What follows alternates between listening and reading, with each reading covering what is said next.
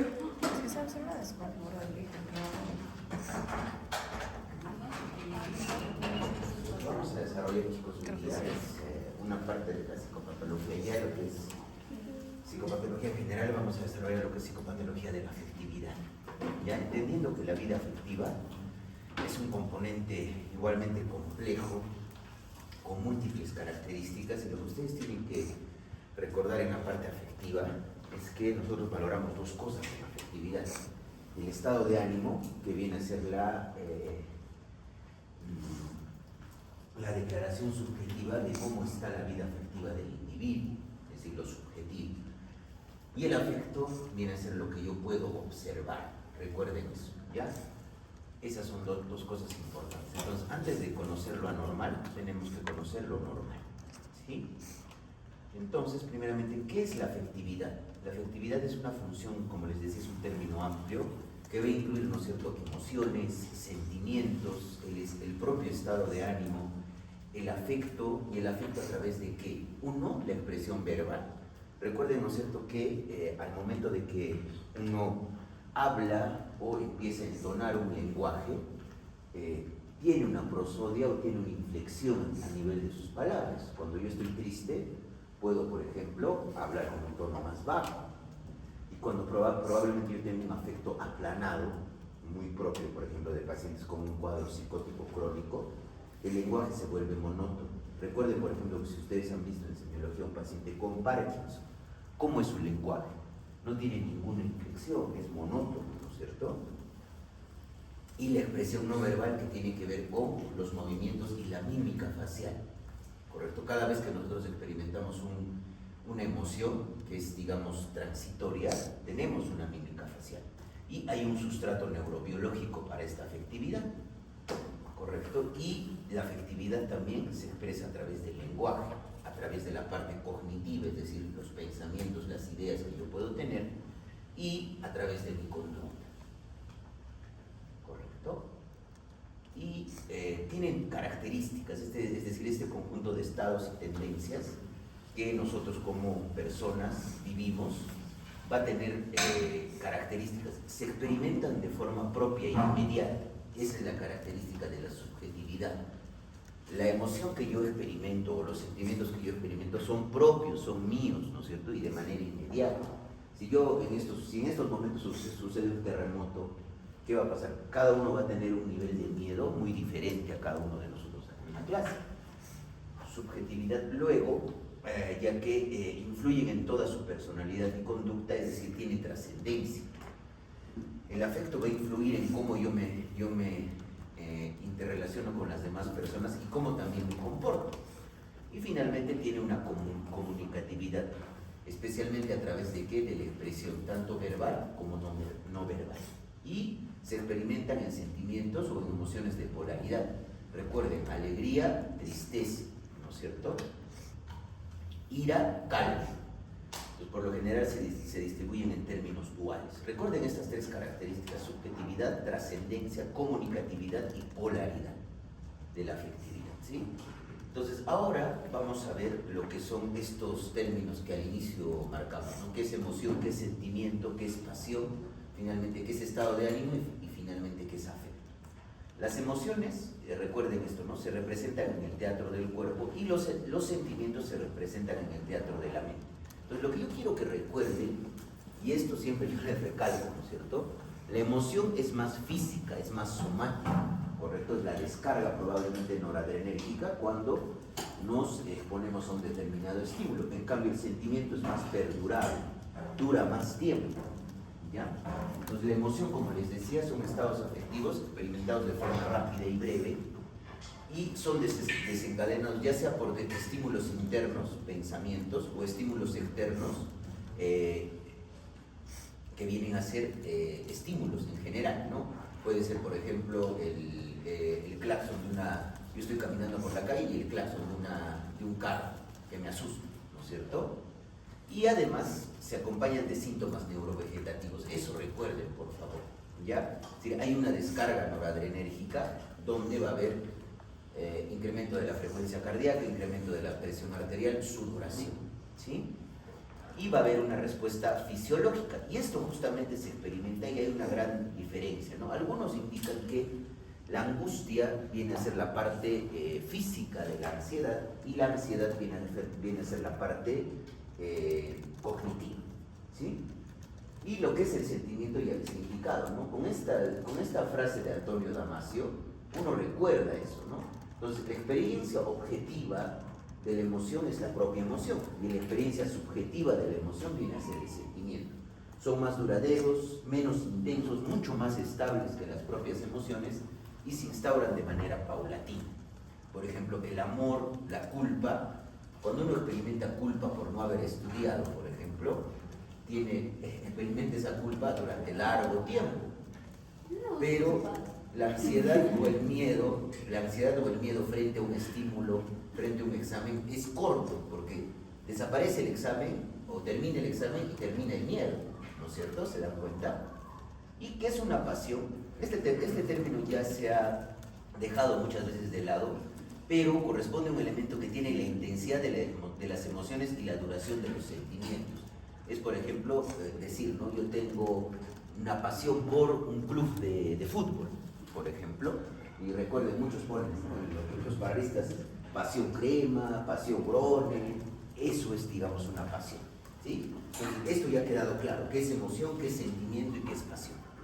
Ahora miren, dense cuenta, acá tenemos tres componentes básicos de la emoción, ¿no es cierto? ¿Qué era la experiencia subjetiva de la emoción? El sentimiento, ¿sí? Luego tenemos una activación fisiológica que ya les he indicado, la activación noradrenérgica, y una respuesta expresiva a través de la conducta, que es el comportamiento. Entonces hay una activación fisiológica, se activa el sistema nervioso central a través del sistema nervioso autonómico, ¿no es cierto? El simpático y el parasimpático hacen un juego ahí para que se incremente la frecuencia cardíaca, la presión arterial y la sudoración. Va a haber una conducta expresiva que la mayoría de veces cuando nos enfrentamos a un estímulo tiene que ver con aproximación hacia el estímulo o evitar ese estímulo. Y la experiencia subjetiva, que es el sentimiento, que se da una etiqueta verbal para poder identificar o darle un nombre a esa determinada emoción. Y en general el sentimiento son percepciones interactivas de lo que ocurre en cada momento, pero con un nivel de conciencia adecuado.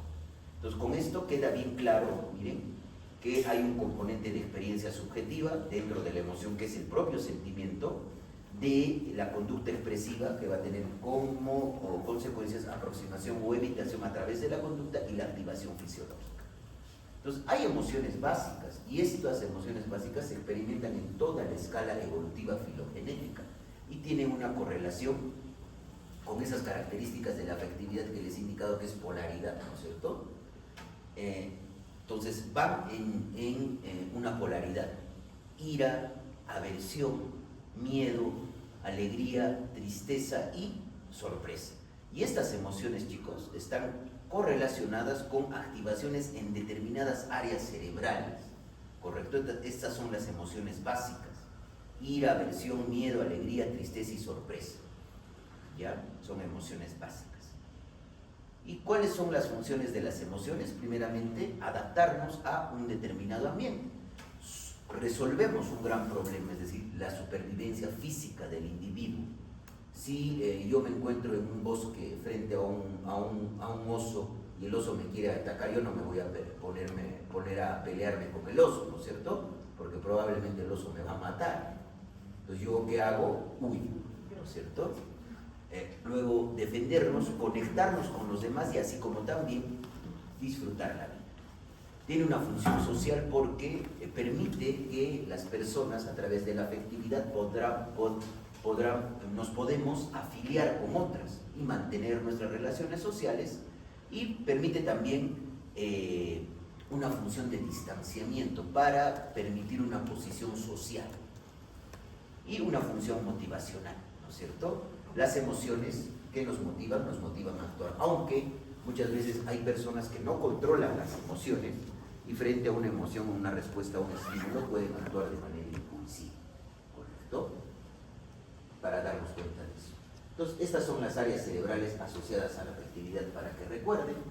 está justamente el córtex prefrontal con el córtex orbitofrontal, el córtex prefrontal dorsolateral, la amígdala, que viene a ser el área cerebral que filtra las emociones, el hipocampo, que asocia justamente a exposiciones previas a determinados estímulos, y finalmente el córtex cingulado anterior y el córtex prefrontal medial. Y acá también es muy importante el núcleo accumbens.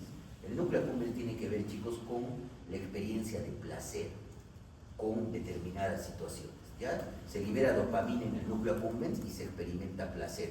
Y eso está muy asociado, por ejemplo, al consumo de sustancias, ¿ya? Y también tiene una correlación con el eje hipotálamo-hipófiso-adrenal.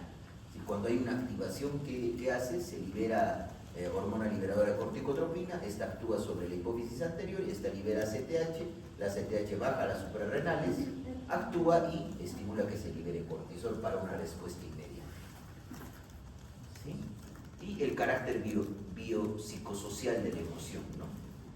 ¿Por qué hablamos de un carácter biopsicosocial? Porque permite, por ejemplo, chicos, tener en cuenta que hay consecuencias para nuestro bienestar a nivel de esta interacción y que potencialmente va a requerir una acción inmediata. Va a tener una parte biológica, ¿no es cierto?, a través del sistema nervioso central y el sistema nervioso autónomo, psicológica a través de pensamientos específicos asociados a esa emoción, y social, que permite que estas emociones puedan ser provocadas por factores sociales y también darles un significado social. Y acá tenemos una visión dimensional de las emociones, no se nota muy bien. Entonces, acá es muy importante, por ejemplo, tener la valencia, es decir, lo que significa para mí. Hay una valencia positiva, que es lo agradable, una valencia negativa, que es lo desagradable, y la parte de la excitación, mucha activación, y el sueño, poca activación. Entonces, miren, se dan cuenta que, por ejemplo, el miedo va en contrapuesto con la alegría, la incomodidad va en contrapuesto con la euforia, e igualmente en la excitación, cuando yo estoy aburrido o, por ejemplo, estoy triste o melancólico, no tiendo probablemente a realizar actividades muy rápido, ¿sí? Entonces hay una visión dimensional de las emociones, con valencia positiva, valencia negativa y excitación, hipoexcitación o la tendencia justamente al sueño. Y ya hemos hablado de los sentimientos, y los sentimientos vienen a ser la estructura básica de la vida afectiva, chicos, ¿no? Y recuerden, ¿no es cierto?, que el sentimiento es la experiencia subjetiva de la emoción, no tiene un componente o un correlato somático. Entonces es un estado pasivo a través de que nosotros experimentamos una tonalidad afectiva agradable o desagradable y una disposición emocional hacia las personas o cosas. Y esto es lo que quiero que recuerden. Los sentimientos no van acompañados ¿de qué? De manifestación somática, por favor, ¿ya? Y Scheller los clasifica en sensoriales, que son más que todo los asociados justamente, que se pueden localizar en cualquier parte del organismo, placer, displacer. Vitales, derivan de la existencia individual, son experimentados de una manera difusa. Psíquicos, como reacción a estímulos externos, son motivados. O espirituales, que tienen que ver justamente con la moral, la ética, con eso. Entonces dense cuenta que la estructura básica de la vida afectiva son los sentimientos. Y acá justamente ya hemos hablado de emociones, sentimientos, pasiones, hemos definido qué es cada uno de estos. Ahora vamos a hablar de lo que es el estado de ánimo y el afecto. Tanto el estado de ánimo como el afecto, chicos, nosotros lo evaluamos en el examen del estado mental. Entonces, ¿qué viene a ser el estado de ánimo? Es el tono o estado emocional predominante durante un periodo de tiempo prolongado y que colorea toda la experiencia vital del individuo. Y recuerden, ¿no?, el estado de ánimo es el reporte subjetivo que tiene el paciente en ese momento. Si yo le pregunto a ustedes cómo se sienten de ánimo, me van a decir en ese momento cómo se sienten de ánimo, pero ese estado de ánimo tiene que tener congruencia con el afecto, ¿sí? Es decir, si yo les digo que estoy triste, no voy a tener una sonrisa de oreja a oreja, ¿no? Si yo les digo que estoy ansioso, no me voy a sentar y me voy a echar a dormir, ¿correcto? Tiene que haber una correlación física. Entonces, se asocia el estado de ánimo a cambios biológicos más profundos. Tiene que ver con el ciclo vital, la vigilia, el sueño, los instintos básicos, el apetito, el deseo sexual. Es por eso, chicos, que un paciente deprimido se altera justamente ¿qué? Su ciclo circadiano. Se altera además ¿qué? Los instintos básicos, se altera el apetito, se altera el deseo sexual, incluso hasta se altera la deposición, así como también la micción. Un paciente deprimido refiere que no va, probablemente no tiene apetito y probablemente no va a ir al baño, ¿no es cierto? Y en el afecto es un patrón de comportamiento. Recuerden que el afecto viene a ser lo objetivo, lo que yo observo en el paciente, ¿sí? Tiene que ver con el tono o el estado de ánimo del sujeto y la impresión objetiva del evaluador, lo que ustedes observan, ¿sí? Entonces, lo normal es que exista, lo que les decía, una congruencia entre el estado de ánimo y el afecto. Tienen que ser congruentes. Entonces, el estado de ánimo es la representación mental de los sentimientos y el afecto va a tener cualidades. Eso les he explicado, ¿no es cierto? Estabilidad, sentido de propiedad, intensidad y rango, ¿no es cierto? Y va a tener el afecto expresiones a través del aspecto y actitud, a través de la psicomotricidad, la mímica facial, la marcha, a través del lenguaje, la prosodia, la cadencia del lenguaje que imprime el afecto, y en el pensamiento, el contenido del pensamiento. Si un paciente está triste, probablemente va a tener ideas con contenido de desesperanza, visión negativa del futuro, o incluso puede llegar a tener ideas con contenido autolítico, ideas suicidas, ¿sí? Entonces, miren, se van a dar cuenta que el estado de ánimo, el término que se utiliza para describir un estado de ánimo normal es eutimia. ¿Y de dónde viene ese término timos? De que antes los antiguos griegos pensaban que el estado de ánimo estaba por encima del corazón, en el timo, ¿correcto? Y de ahí viene eutimia. Entonces va a haber hipertimia, hipotimia en relación con cambios en el estado de ánimo, ¿sí? Entonces miren cómo varía el estado de ánimo, ¿no? Esto es, por ejemplo, un esquemita de un paciente que experimenta una infección pulmonar, una neumonía, y miren cómo el estado de ánimo de la eutimia va probablemente a un estado de ánimo mood del inglés, ¿no? Va a un estado de ánimo más bajo. O puede ir hacia arriba, la euforia, la elación en el punto máximo, o hacia abajo con la depresión o la tristeza patológica. Entonces, emoción versus estado de ánimo, miren, dense cuenta, el estado de ánimo tiene una instauración lenta, es persistente, se acompaña de conductas instintivas, lo que les he dicho, ¿no? Apetito, alteración del ciclo del sueño, en los ritmos biológicos, es generalizado, por lo general inunda casi todos los componentes de la vida de la persona, y no necesariamente en el estado de ánimo existe un estímulo desencadenante. En cambio, en la emoción sí, es de instauración brusca, es una respuesta transitoria, se acompaña de reacciones del sistema nervioso vegetativo y es limitada. Recuerden, ¿no es cierto? Me enfrento a un examen, tengo miedo, termina el examen, ya no tengo miedo, pero después en el sentimiento o con el estado de ánimo tengo culpa porque no he estudiado, ¿no es cierto? Y acá esto es lo que yo quiero que recuerden, por favor, y esto yo les pregunto en el examen: cualidades del afecto. Recuerden, ¿no es cierto? Estabilidad, sentido de propiedad, rango e intensidad del afecto. Entonces, el afecto va a ir desde un afecto estable, que es lo normal, hasta un afecto inestable, ¿no es cierto? Que viene a ser un afecto lábil, donde el paciente rápidamente se pone a llorar. El sentido de propiedad, esa congruencia que tiene que existir entre el estado de ánimo y el afecto, que normalmente tiene que ser congruente. El rango, ¿no es cierto?, es como si fuera una dimensión en ese afecto, ¿no? Desde un afecto encogido propio del paciente deprimido hasta un afecto plano donde hay escasa respuesta frente a los estímulos. El paciente ni siquiera se inmuta frente a algo. Yo le puedo mostrar un gato muerto y no se inmuta, ¿sí? Y finalmente la intensidad, ¿no? Puede haber un afecto muy intenso, ¿correcto?, hasta un afecto plano o un afecto prácticamente inmutado, donde hay nula respuesta. Y recuerden, el afecto es lo que nosotros observamos.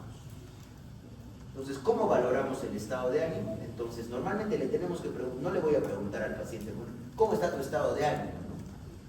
¿Cómo te has estado sintiendo en los últimos días? El paciente me dice, no muy bien.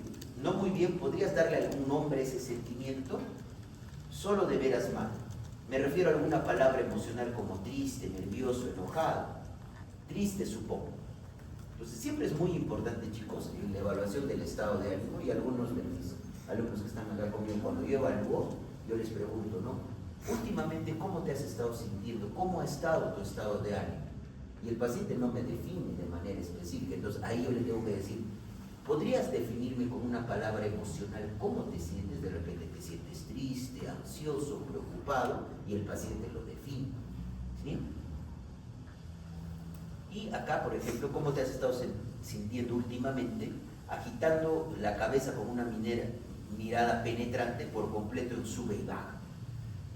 Háblame primero de los bajones. Cuando dices baja, ¿estás hablando de tristeza o depresión o de otra cosa? ¿En serio deprimido? ¿Te sientes deprimido todos los días? A veces sí me siento feliz. También quiero que hablemos sobre los momentos de felicidad, pero más tarde. Enfoquémonos ahora en los momentos bajos. ¿Tienes episodios de depresión casi todos los días? Sí. ¿Estos periodos depresivos afectan tu concentración? Entonces, dense cuenta, chicos, que así como hemos visto que la parte de el pensamiento puede contaminar las otras funciones psíquicas, el afecto también contamina las otras funciones psíquicas, y ahí hablamos de catatimia, de síntomas. Recuerden, por favor, ese término, ¿sí? Y también va a afectar probablemente, cuando uno está deprimido, piensa rápido, ¿no? Cuando uno está deprimido, ¿se puede concentrar? No. Cuando uno está triste, ¿se puede concentrar? No. Cuando uno está ansioso, a veces se puede concentrar o hay más ideas en mi cabeza. Más ideas. Como ha pasado en el examen ayer, ¿no es cierto? Entonces, ¿cómo valoramos el estado de ánimo? Acá le estamos preguntando al paciente sobre los momentos más tristes, ¿no? Es decir, sobre los momentos felices. ¿Qué quieres decir con sube, no es cierto? ¿Qué se siente de maravilla, como si estuviera en la cima del mundo? Muy bien, ¿te sientes así de bien casi todos los días? No todos los días, pero a veces sí. En las últimas 2 semanas, ¿cuántos días dirías que te has sentido así de bien? Un par de veces. Mis padres me regalaron un automóvil por mi graduación. Estaba muy feliz. ¿Quién no se va a sentir feliz si alguien me regala un automóvil, no es cierto? Un par de días. Y después, ¿cómo se ha ido sintiendo? Se ha seguido sintiendo el paciente triste. Triste como siempre. Pues ahora que ya conocemos lo normal, vamos a entender lo anormal. Entonces, va a haber alteraciones y cómo identificamos la afectividad alterada. Vamos a hablar de afectividad patológica. Es decir, el paciente experimenta esto y va a causar sufrimiento y perturbación al individuo y a su entorno. Imagínense una madre que esté deprimida. El padre de ese niño, ¿no es cierto?, que acaba de nacer, ¿cómo se sentirá cuando la madre no le da los cuidados adecuados porque se siente triste? Se va a preocupar, ¿no es cierto? Y el médico, ¿qué evalúa? ¿Qué va a preguntar? Primeramente, si la persona está sufriendo o si la emoción, el estado de ánimo, el afecto es inapropiado en un entorno social concreto o una situación determinada. ¿Correcto? Recuerden esto. Preguntar si la persona está sufriendo, está experimentando incomodidad al experimentar una determinada emoción, un estado de ánimo, y lo otro es si esa emoción, si ese estado de ánimo y si ese afecto es inapropiado a un determinado entorno concreto o a una situación determinada. ¿Sí? ¿Ya? Entonces vamos a hablar primeramente, chicos, de las alteraciones en las emociones básicas. Vamos a hablar de ansiedad, angustia patológica, que es lo más frecuente, ansiedad secundaria, ansiedad estado rasgo, ansiedad situacional específica y alteraciones del estado de ánimo, la alegría patológica, la tristeza patológica, la disforia y las alteraciones del afecto y la expresividad emocional. El afecto inapropiado, que también se le conoce con este nombre de paratimia, ¿no es cierto? Que para significa al lado de, ¿no es cierto? Paratimia, aplanamiento o embotamiento afectivo, las atimias, la apatía, la abulia, la anedonia, la asedia, la prosodia y la aminia, así como también la astenia o fatiga y la frialdad afectiva y otras alteraciones del afecto. Entonces vamos a ir desarrollando esto, alteraciones en las emociones básicas, en el estado de ánimo, en el afecto y la expresividad emocional y lo que tenemos que ver con otras alteraciones del afecto, ambivalencia afectiva, la habilidad de incontinencia afectiva y una cosa muy importante que tienen que recordar que es la alexitimia, ¿ya? Entonces, acá vamos a hablar de las alteraciones de las emociones básicas en la intensidad, es decir, la descripción subjetiva de los cambios sufridos o experimentados por la emoción tiende a ser negativa. La emoción más estudiada en esta parte es la ansiedad. ¿Por qué va a haber una ansiedad, una angustia patológica? Porque hay una ansiedad normal, chicos, ¿no?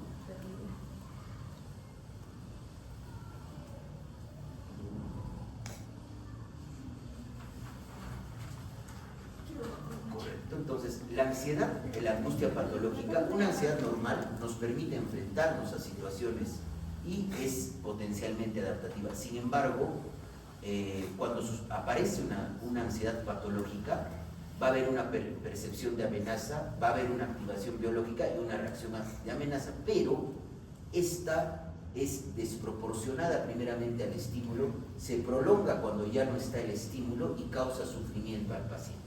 Y acá tenemos un ejemplo, ¿no? Un paciente manifiesta estar ansioso casi todo el día, no puedo estar tranquilo, tengo los nervios de punta, si no es mi salud, son las de mi hijo. Si llegaré a fin de mes, si habré olvidado algo, en las noches no puedo conciliar el sueño y siento fatiga en la mañana y por momentos siento sudoración y que el corazón se saldrá de mi pecho. Entonces, esa es la diferencia, ¿no es cierto? La ansiedad tiene como les decía, tiene un componente más que todo psíquico, la ansiedad, y la angustia es el componente somático, ¿sí? Para que recuerden.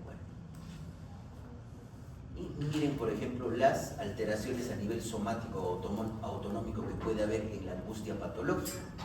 Palpitaciones, dificultad para respirar, boca seca, náuseas, alteración justamente en la frecuencia de la micción, mareos, tensión muscular, sudoración,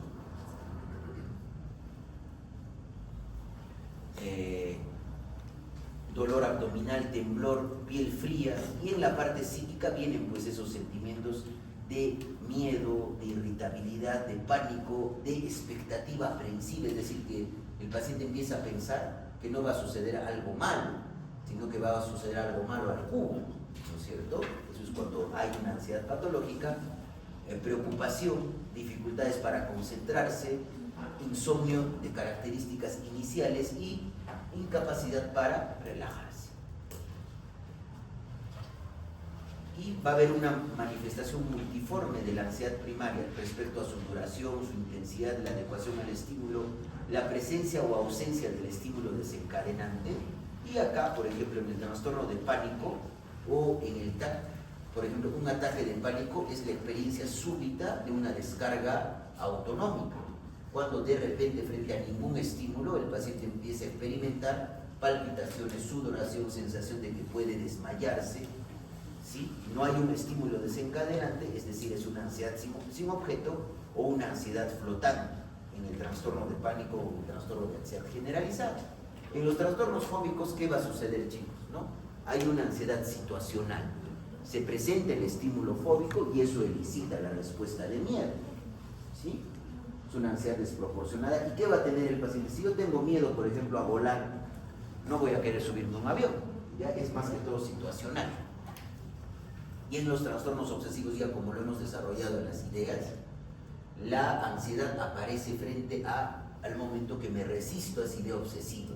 Y solamente la ansiedad va a calmar cuando desarrollo mi compulsión, ya sea mental o ya sea conductual, ¿no es cierto? Ansiedad, rituales o compulsiones. Y en los trastornos somáticos se sitúa la ansiedad en el cuerpo, donde hay malestar físico, dolor y preocupación excesiva por tener un determinado síntoma físico. Entonces, en la ansiedad o angustia patológica, la secundaria, chicos, es la que va asociada, ¿no es cierto? La ansiedad, hemos desarrollado ansiedad primaria, y la ansiedad secundaria es la que va asociada ¿a qué? a la exposición, por ejemplo, en ciertos cuadros médicos, reacciones adversas a fármacos o intoxicaciones por sustancias. Un paciente, por ejemplo, yo he llegado a ver en mi práctica clínica, cuando era incluso residente, un ataque de pánico asociado a consumo de cannabis en un paciente, con palpitaciones, o un paciente, por ejemplo, que está con una abstinencia al alcohol, va a estar muy ansioso, con temblor distal, taquicardia, sudoración, ¿sí? Y esta ansiedad o angustia patológica como estado rasgo, recuerden también que esto es muy importante. Estado, el paciente se siente ansioso por un punto, por algo, ¿ya? Desaparece ese estímulo y ya no se siente ansioso. Y la ansiedad rasgo es más asociado a la personalidad, es decir, el paciente o la persona tiende a responder de manera ansiosa casi a la mayoría de los estímulos que presenta, ¿sí?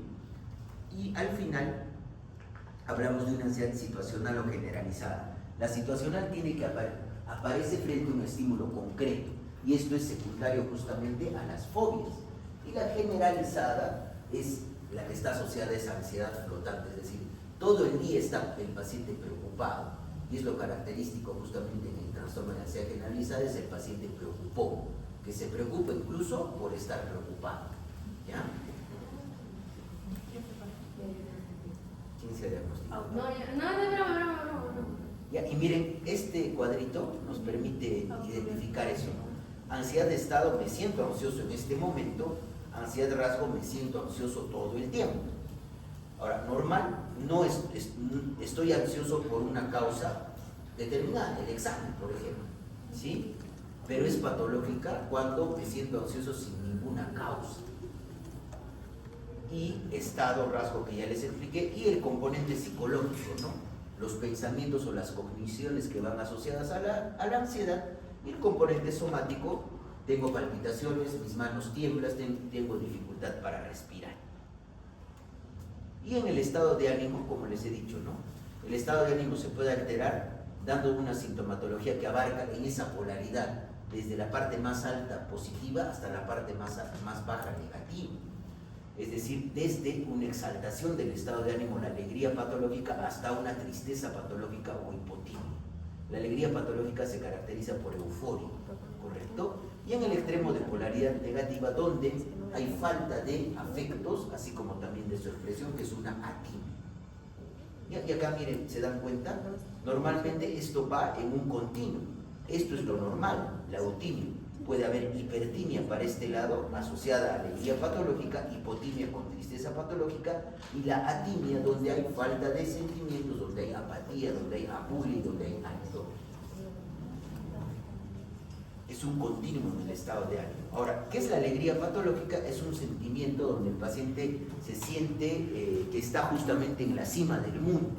Hay un optimismo exagerado, excesiva energía, aumento de la capacidad para poder realizar cosas, de la autoestima, y se va asociado a su respuesta o que contamina la psicomotricidad con hiperactividad psicomotriz.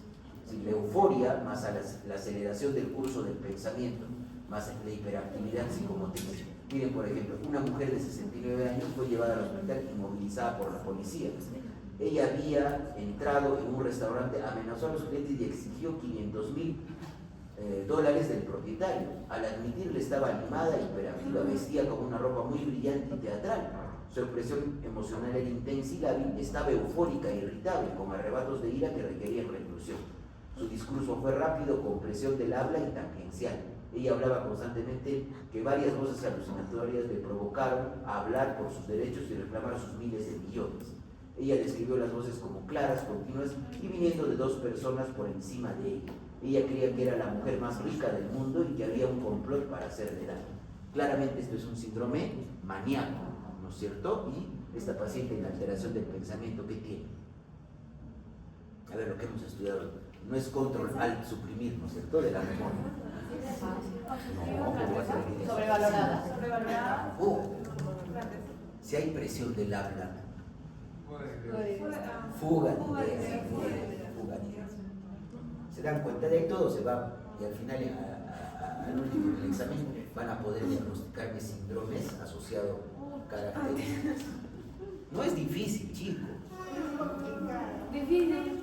¿Cuándo? Difícil. No. Las alternativas más Miren, este estado de ánimo es egosintónico, es decir, el paciente se siente bien estando eufórico, ¿sí? Además, la alegría resulta contagiosa para el evaluador. Yo me contagio de esa alegría. Y existe desinhibición, indiscreción, implicación justamente en situaciones de riesgo. Eso es lo característico de la alegría patológica, que en un extremo llega a la euforia, incluso hasta la elación, es decir, un sentimiento de éxtasis, ¿ya? Luego pasamos a la tristeza patológica, donde afloran sentimientos de pesimismo, desesperación, desaliento y desesperanza. Es cualitativamente distinta a la tristeza normal, y el paciente muchas veces lo asemeja a un dolor físico. Yo siento la tristeza dentro de mi pecho, refiere el paciente, ¿no? En mi mente sentí una sensación muy semejante, pero a la vez indescriptiblemente diferente a la del dolor real. ¿Sí? Entonces, la tristeza patológica es preferible, chicos, identificarla como melancolía. ¿Y de dónde vienen melanos? De negro. ¿Y viene justamente de qué? De la teoría de los humores básicos de Hipócrates, ¿no es cierto? Entonces, evoca de mejor manera los componentes más oscuros del estado de ánimo, ya que el estado de ánimo contamina el funcionar psíquico, impregna la vida del individuo y lo mantiene alejado de todos y de todo, y de todo y de todos. Entonces, hay también depresiones enmascaradas, donde predomina más que todo la patología somática, dolor físico, y el paciente no expresa su estado de ánimo y me dice, ¿no es cierto?, estoy triste. ¿Correcto? Y acá, miren, esto es la tristeza normal y esta es la tristeza patológica. El rendimiento en la tristeza patológica va a estar afectado significativamente. No va a haber reactividad de estímulos externos. La atribución no se le da una atribución determinada. La duración es desproporcionada, la intensidad es desproporcionada y síntomas físicos están presentes. Frente a una tristeza normal que puedo tener a dar mi examen de psicopatología mal, ¿no es cierto? Que eso pasa. Y tenemos la disforia, que es un malestar afectivo general y difuso. Y es clásico, ahora que hay más chicas en el aula, cuando una mujer está días previos a su ciclo menstrual o está con su ciclo menstrual, experimenta un estado de ánimo entre ansiedad, irritabilidad, enojo, tristeza, pero que no puede describir de una manera adecuada. Y eso es justamente disforia. ¿Y de dónde viene el término disfórico? Fuera de lugar, ¿ya? Entonces hay depresión, hay ansiedad, irritabilidad, pesimismo, ira incluso, ¿no? Con polaridad negativa y displacentera. Es un síntoma ubicuo que está presente en varios cuadros y se puede presentar, por ejemplo, en el trastorno depresivo mayor, en la distimia, en la dependencia a sustancias psicoactivas o en los trastornos de personalidad. Y alteraciones del afecto, pasamos ahora a alteraciones del afecto y de la expresividad emocional. El afecto inapropiado va a tener una correlación, es decir, el estado de ánimo tiene, yo digo por ejemplo que me siento triste y me pongo a reír a carcajadas. Eso es un afecto inapropiado, donde hay una discordancia afectiva o una inadecuación afectiva. Se expresa un afecto que no es congruente con la situación experimentada ni en el contexto en el que se produce. Entonces va a tener el tono emocional no tiene una congruencia con el componente ideativo ni con la conducta.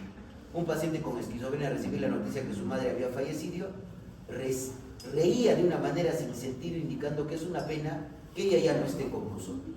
Eso es un afecto inapropiado, ¿sí? Y luego tenemos el aplanamiento y embotamiento afectivo, que son las atinias, ¿ya? Falta de afecto incluye varios síntomas, ¿no? Hay una disminución de la capacidad de sentir o emocionarse ante una determinada o ante un acontecimiento cotidiano. Entonces va a haber una expresión facial inmutable, disminución de los movimientos espontáneos, disminución de la expresión mímica, disminución del contacto visual y disminución de la inflexión vocal. Y en el aplanamiento afectivo hay una limitación del rango en las expresiones, ¿ya? Entonces va a haber y en el embotamiento afectivo que hay falta de sensibilidad emocional. Y acá les pongo un ejemplo. Un paciente con esquizofrenia es indiferente hacia los miembros de la familia y otras personas cercanas, experimenta poco o ningún placer, dolor, alegría, satisfacción o decepción, no tiene sentimientos ni simpatía y es indiferente a sus circunstancias. Cuando se le preguntó si una estadía prolongada en el hospital interferiría con sus planes, comúnmente responde: bueno, tal vez. Y también se le preguntó: ¿qué haría si ganara la lotería? Su respuesta se limitó a poner el dinero en el banco. ¿Se dan cuenta? Las diferencias.